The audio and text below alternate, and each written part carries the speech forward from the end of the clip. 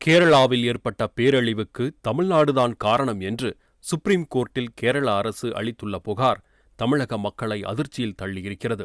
கேரளாவை ஒட்டியுள்ள தேனி மாவட்டத்தில் இருந்து ஒருவர் தன் ஆதங்கத்தையெல்லாம் கொட்டி கேரள அரசுக்கு திறந்த மடல் எழுதியுள்ளார்.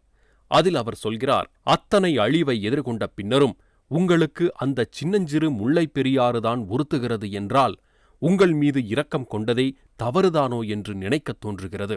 2 லட்சம் கன அடி நீரை வெளியேற்றி ஆலுவாவையும் எர்ணாகுளம் கொச்சியையும் வெள்ளக்காடாக்கிய இடுக்கி அணை மீது உங்களுக்கு வராத கோபம் வெறும் 20,000 கன அடி நீரை வெளியேற்றும் முல்லைப் பெரியாறு மீது வருகிறது என்றால் உங்கள் மீது நாங்கள் எப்படி இரக்கம் கொள்ள முடியும்?